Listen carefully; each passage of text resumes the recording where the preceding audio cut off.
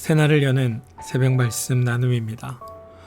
부르심을 받은 사람들이라는 제목으로 고린도전서 말씀을 함께 나누고 있습니다. 오늘 우리가 함께 나눌 고린도전서 말씀은 고린도전서 15장 29절로부터 34절 말씀입니다. 만일 죽은 자들이 도무지 다시 살아나지 못하면 죽은 자들을 위하여 세례를 받는 자들이 무엇을 하겠느냐? 어찌하여 그들을 위하여 세례를 받느냐? 또 어찌하여 우리가 언제나 위험을 무릅쓰리요? 형제들아, 내가 그리스도 예수 우리 주 안에서 가진 바 너희에 대한 나의 자랑을 두고 단언하노니 나는 날마다 죽노라. 내가 사람의 방법으로 에베소에서 맹수와 더불어 싸웠다면 내게 무슨 유익이 있으리요? 죽은 자가 다시 살아나지 못한다면 내일 죽을 터이니 먹고 마시자 하리라.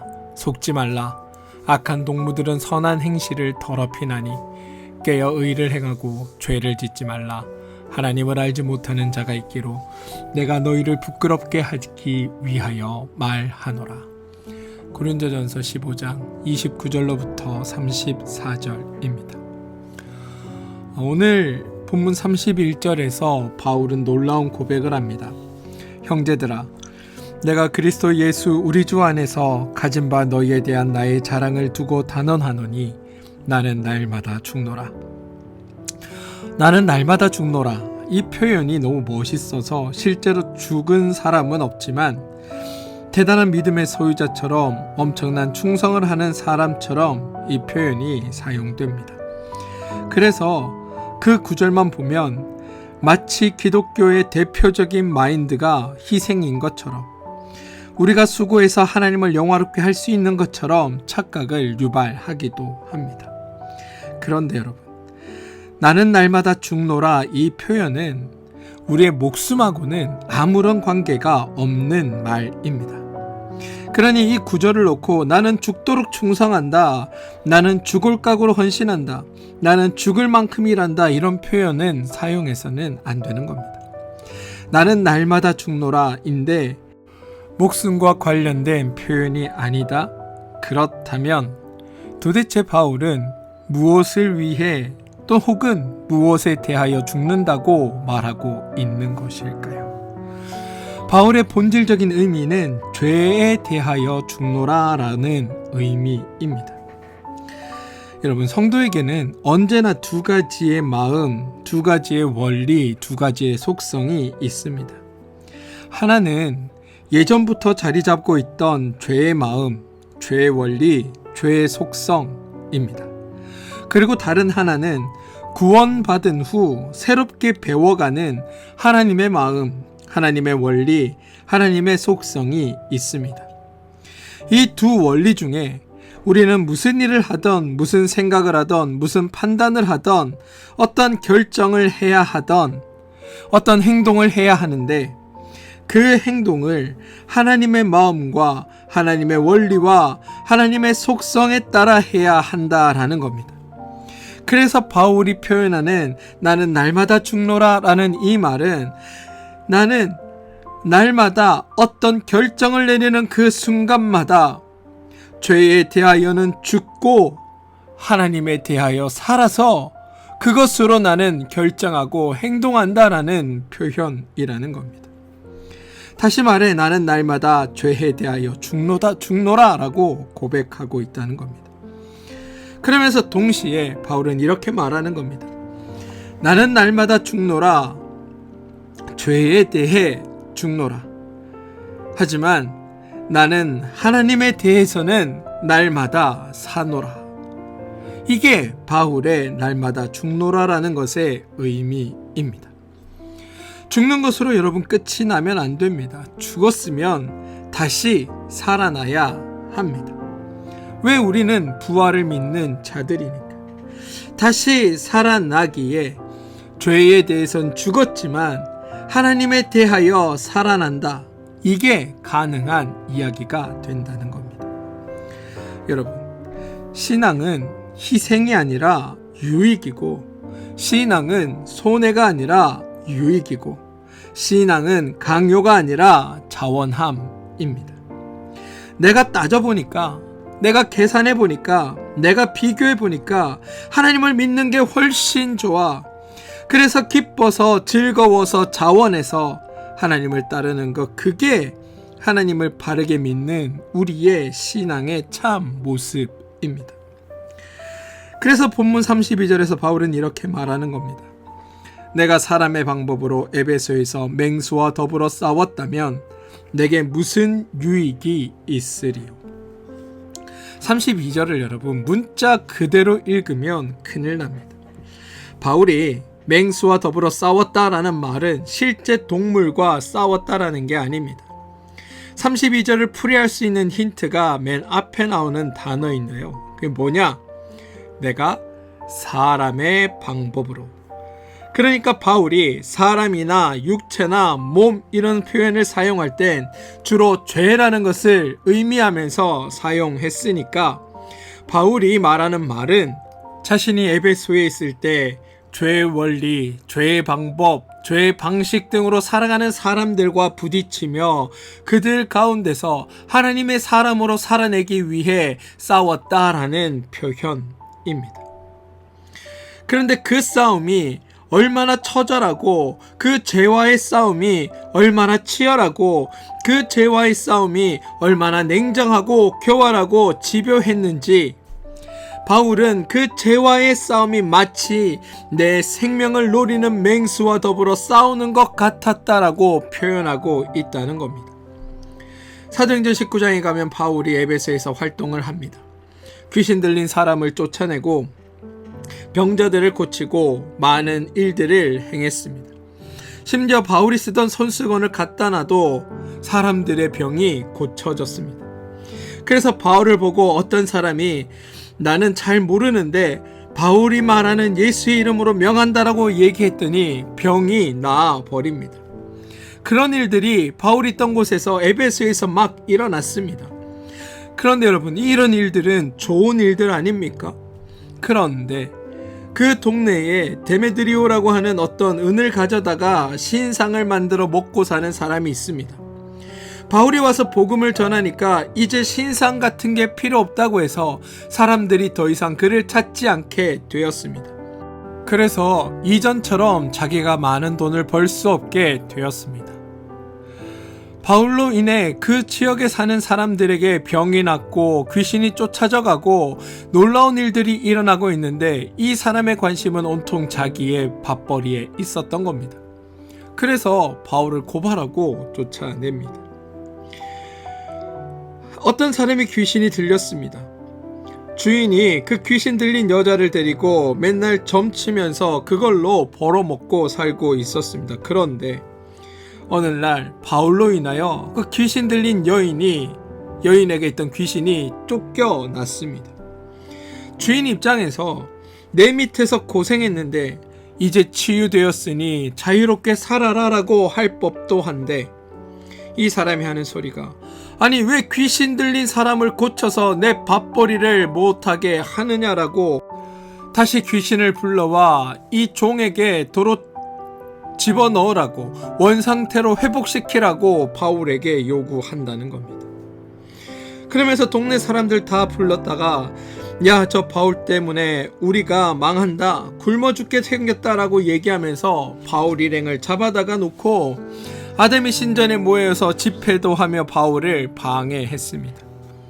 그러니까 여러분, 인간을 바르게 하고 인간을 제정신으로 살게 하고 인간을 온전하게 살게 하는 그것들을 우리는 기쁘게 받아들여야 하는데 그게 나의 이익과 관련되는 순간 그런 유익들은 아무것도 없는 듯 다 사라지고 내 유익 때문에라도 다른 사람의 인생을 망치는 걸 당연하게 생각하고 도리어 그 사람을 치유해주는 사람을 잡아다 죽이려고 하는 게 바로 우리들의 모습이었다라는 겁니다.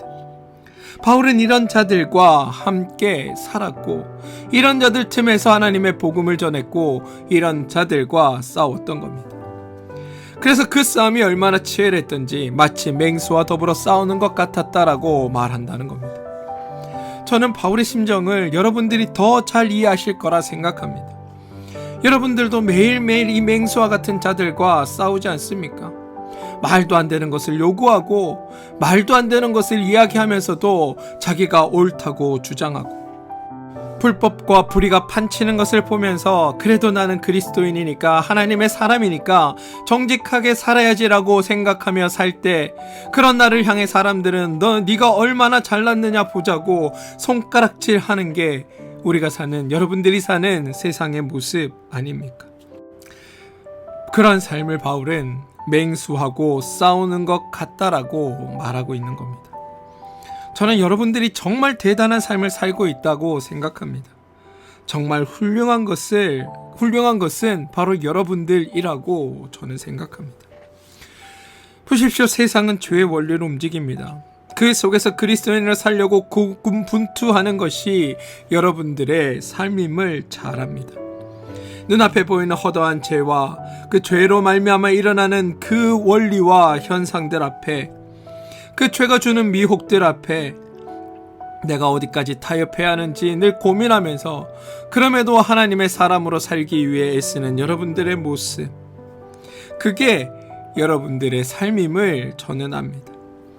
뿐만 아니라 그렇게 일주일간 애쓰고 노력하며 때로 행한 나의 작은 타협 때문에 부끄러워하고 주일날 주님 앞에 나와 한 주일 동안 우리가 죄 속에 살았습니다라고 고백하며 회개하는 여러분들, 그러니 여러분들이 대단하신 거고 그런 여러분들의 애씀과 수고를 하나님께서 아시기에 여러분을 향해 주님이 대단하다, 장하다, 잘하고 있다, 그리고 그런 너희를 내가 돕겠다라고 말씀하시고 계시는 겁니다. 저는 여러분들이 이런 하나님의 마음을 하셔서 여러분의 삶에서 주님을 더욱 닮아가게 되길 소망합니다. 아무튼 우리가 사는 세상, 바울이 살았던 세상, 다 맹수와 함께 싸우는 듯한 세상을 살았던 겁니다. 그러면서 바울은 33절과 34절에서 이렇게 권면하고 있습니다. 속지 말라.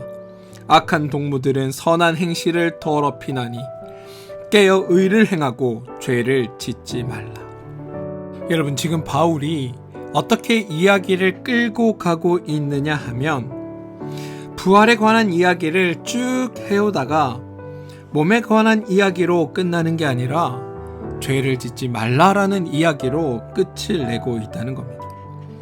그러니까 바울이 말하는 부활은 우리가 몸으로 살아남을 믿는과 동시에 본질적으로 우리가 죄에 대하여 죽었고 하나님에 대하여 살았으니 우리의 성도됨을 알고 하나님께서 주시는 그 은혜를 누리며 살자라고 말하고 있다는 겁니다.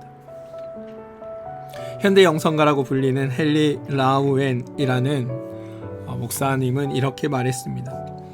우리의 가장 큰 영적인 도전은 하나님 앞에서 매일 죽는 것이다. 그러나 그 죽음은 새로운 생명의 문이다. 여러분, 우리 기독교가 구원을 이야기한다면 최소한 두 가지의 질문이 나와야 합니다. 첫 번째, 어디로부터의 구원이냐? 그리고 두 번째, 어디로 향한 구원이냐? 이 질문에 대해 우리는 대답할 수 있어야 합니다. 첫 번째 질문인 어디로부터 구원이냐라는 이 질문에 대한 답은 죄로부터의 구원입니다. 예수님께서 여러분 공생의 생활을 하실 때 구체적으로 먹을 것이 없는 자들에게 먹을 것을 주시고 병든 자들을 치유해 주시고 사회적 약자들의 동료가 되어 주시고 그들을 친히 가르쳐 주시긴 하셨습니다만, 예수님께서 하신 그런 사역은 하나님의 자비, 하나님의 긍휼, 하나님의 능력, 그리고 그분이 만드시는 세상이 어떤 것인지를 친히 계시하기 위한 수단으로 그 일들을 사용하신 겁니다.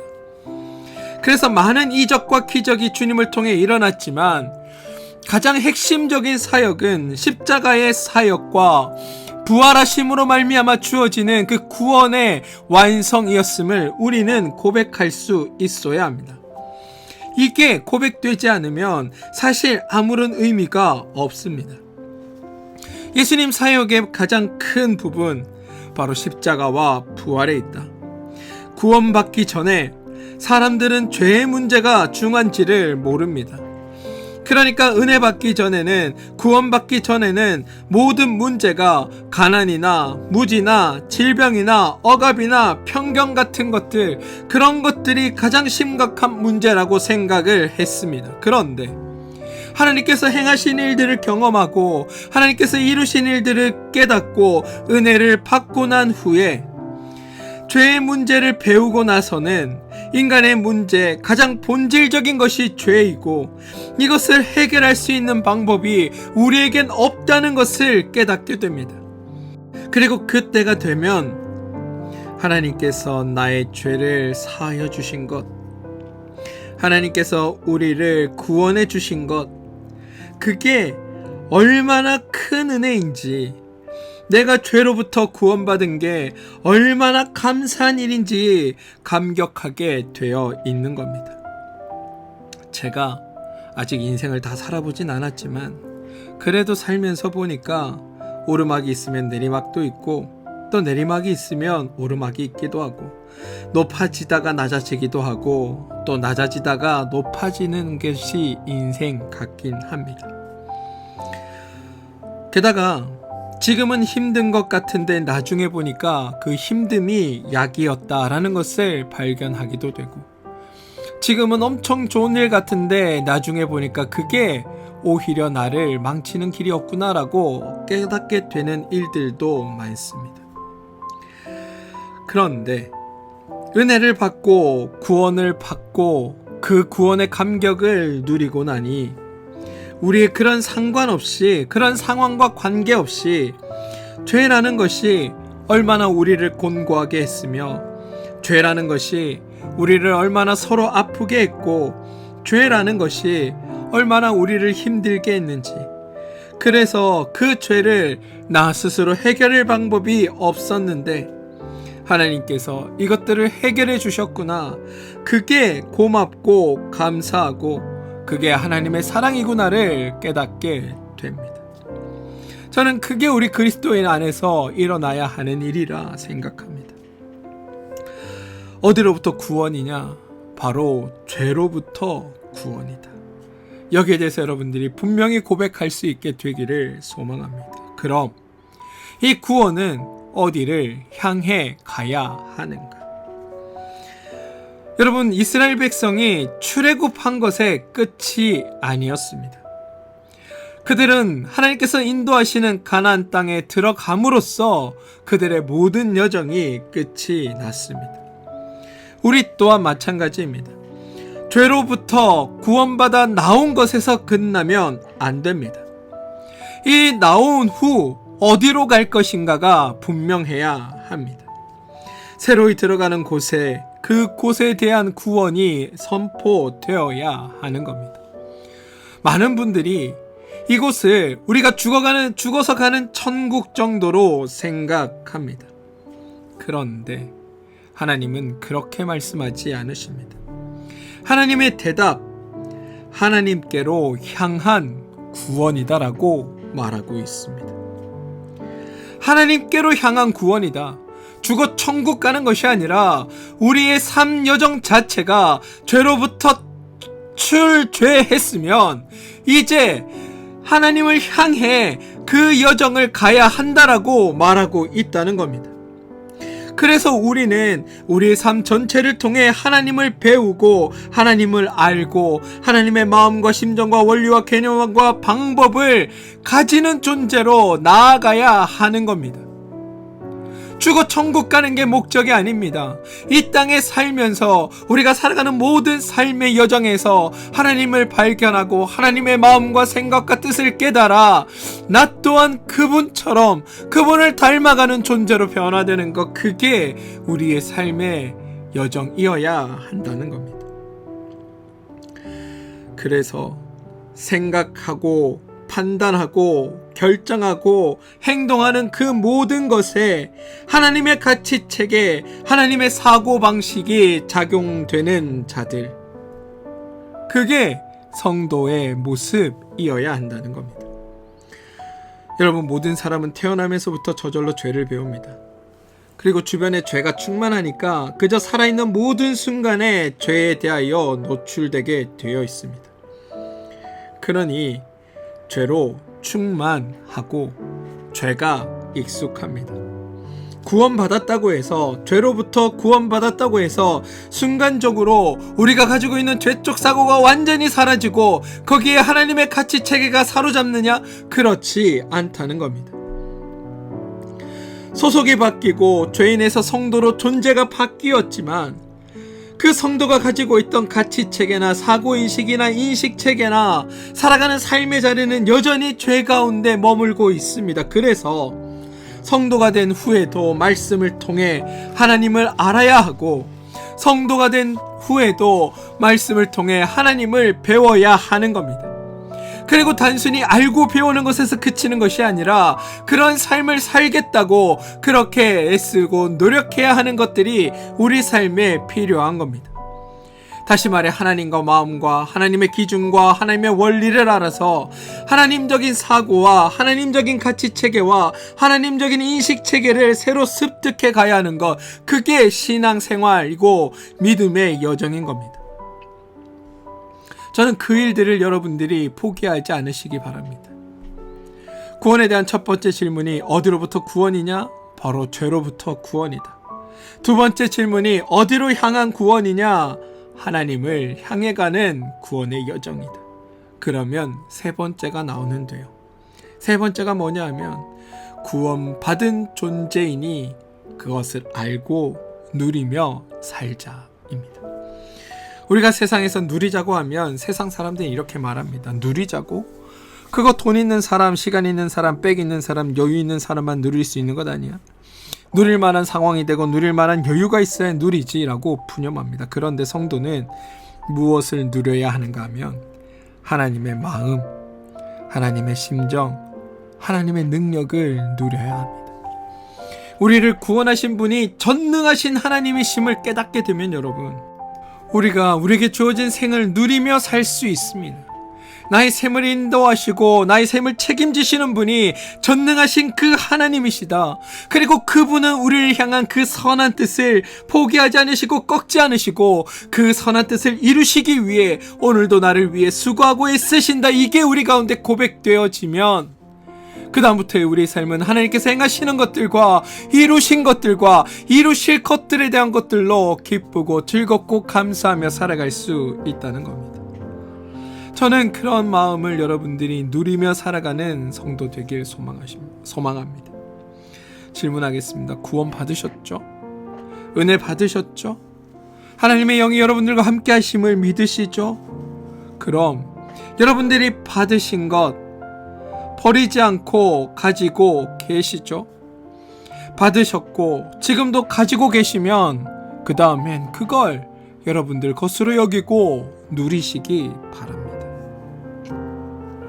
성도가 받은 구원을 누리는 것, 하나님의 은혜를, 하나님의 복을, 그게 성도의 삶임을 저는 여러분들이 기억해 주시길 소망합니다.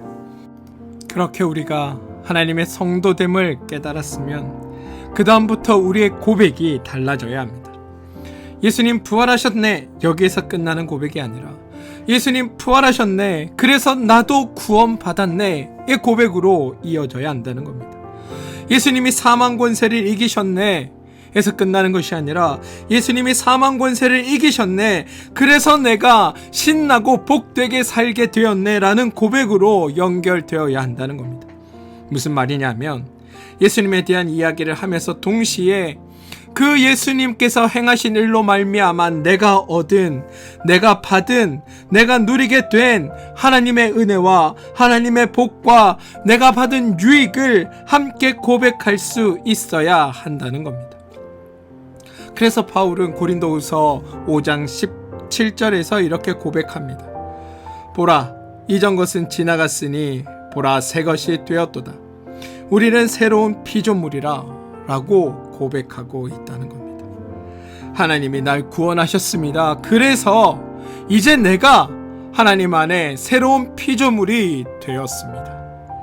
이게 바울이 구원에 대한 자기의 고백이었던 겁니다.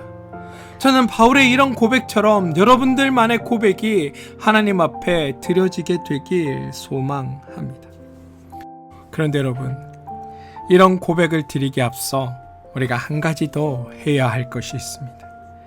그건 뭐냐면 하나님의 것을 알았고 하나님께서 베풀어 주신 은혜에 감격했다면 그동안 그것들을 모르고 살았던 우리들의 죄에 대하여 회개하고 고백하는 일이어야 합니다. 바울은 31절에서 다음과 같은 고백을 드립니다. 형제들아, 내가 그리스도 예수 우리 주 안에서 가진 바 너희에 대한 자랑을 두고 단언하느니 나는 날마다 죽노라. 여러분, 이 바울의 고백을 잘 이해하셔야 합니다. 바울은 여러분, 하나님 앞에 날마다 바로 서기 위해 날마다 죽는다라고 고백하고 있습니다. 죄에 대해 죽는다라는 고백을 드리고 있다는 겁니다. 구약의 선지자나 왕들처럼 눈물로 통곡하며 우리의 고집과 교만과 죄악에서 돌아서는 일들을 우리는 날마다 해야 합니다. 하나님 앞에서 진정한 깨어짐은 이례적인 사건으로 그치는 게 아닙니다. 우리 삶의 모든 순간, 매일의 결정, 모든 결정을 통해서 그 일들이 일어나야 하는 겁니다. 여러분, 우리 기독교에서 인간의 문제가 죄임을 선포하고 하나님께서 십자가와 또 예수 그리스도의 부활 사건을 통해 우리를 죄로부터 구원하셨다. 그것을 우리가 선포하고 가르치는 종교라면, 꼭 그것을 믿는 우리라면 우리 또한 매일 날마다 나의 삶에서 하나님의 뜻과 죄의 방식, 하나님의 생각과 죄의 생각 사이에 하나님의 것을 결정하기 위해 날마다 나를 죽여나가는 연습들이 우리 안에 반드시 필요한 연습이라는 겁니다. 그리고 그런 것들을 통해 하나님께로 향해 나가는 자들이 되어야 하는 겁니다. 기독교가 죄로부터 구원이고 그 구원이 하나님을 향한 것이라면 우리가 죄로부터 나와 이제 하나님을 쫓아가는 연습들을 해야 하는 게 우리의 자리여야 한다는 겁니다. 저는 그 일들을 우리가 잘 감당해내길 소망합니다. 바울이 고백한 것처럼 날마다 나를 죽여가며 죄에 대해서 나를 죽여가며 하나님을 선택하고 하나님의 뜻과 하나님의 생각과 하나님의 가치 체계를 따르겠다고 애쓰며 노력하는 삶, 그게 여러분들 삶이 되길 소망합니다.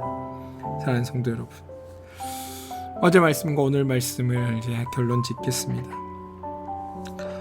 어제 말씀에서 확인한 것처럼 예수 그리스도의 부활은 역사적 사실입니다. 이게 역사적 사실인 까닭은 어떤 역사적 물품을 통해 예수님의 부활을 증언한 것이 아니라 시대와 시간과 역사를 통해 이 하나님을 하나님이라고 고백하고 예수를 그리스도라고 고백하는 이들이 지금도 끊임없이 이 땅에서 생겨나고 또 주님을 향한 고백이 여전히 우리 가운데 드려지고 있다는 사실을 통해 역사적 사실임이 발견된다는 겁니다. 하나님은 변화된 여러분들과 같은 우리의 삶을 통해 하나님의 부활의 증거를 지금도 계속 세상을 향해 내보내고 계십니다. 우리는 그러한 하나님의 부활을 증언하는 자들이며 그러한 부활의 신앙을 가진 자들입니다. 저는 여러분들이 그 믿음으로 이 땅을 살아주시길 소망합니다. 그 일을 위해 우리는 죄의 원리를 우리 삶에서 날마다 죽여가야 합니다. 그리고 하나님의 원리로 살아내는 노력들을 행해야 합니다. 맹수와의 싸움 같은 삶에서 하나님의 능력과 힘을 의지하며 더욱 하나님의 백성된 이들로 살아내는 것. 그래서 죄로부터 구원받아 하나님께로 향하는 그 구원의 여정을 걷는 자들로 살아가는 것. 세상의 풍요로움보다 하나님의 마음과 하나님의 심정과 하나님의 능력을 사모하며 살아가는 것. 그리고 그것으로 말미암아 나에게 주어지는 유익이 크다는 것을 깨닫고 그 유익함을 주님을 믿는 믿음의 밑거름으로 삼아 주님을 따르며 기뻐하며 즐거워하며 신앙의 길을 걷는 자들, 그게 바로 저와 여러분이 되길 소망합니다. 도종환 시인은 흔들리며 피는 꽃이라는 시에서 이렇게 고백합니다. 흔들리지 않고 피는 꽃이 어디 있으랴. 이 세상 그 어떤 아름다운 꽃들도 다 흔들리면서 피었나니. 우리의 믿음도, 믿음의 여정도 이렇습니다. 진짜 멋있게 주님 믿고 싶고 진짜 폼나게 하나님 따르고 싶지만 우리 역시 흔들리며 피어나는 꽃입니다. 이 세상에서 흔들리며 갈 수밖에 없는 존재입니다. 그런데 중요한 건 흔들리지만 꽃이 피어나듯 세상의 유혹과 죄의 흔듦과 죄의 유혹 가운데서도 그러면서 흔들리며 가더라도 결국 부활하신 예수 그리스도 안에서 새로운 생명을 피워내는 아름다운 꽃들로 피어나야 한다는 사실입니다. 저는 여러분들이 바로 그런 자들이 되어주시길 소망합니다. 그래서 아무것도 없어 보이는 이 암담한 세상을 아름다운 꽃이 되어 이것을 환하고 아름답게 만드는 역할, 그게 바로 성도된 우리가 해야 할 일임을 깨달으시고 여러분이 사는 세상을 더욱 아름답게 만드는 아름다운 꽃으로 살아가게 되길, 꽃으로 피어나게 되길 주님의 이름으로 축원드립니다. 함께 기도하겠습니다. 주님, 바울과 같이 나는 날마다 죽노라라고 고백할 수 있는 믿음을 허락하여 주옵소서.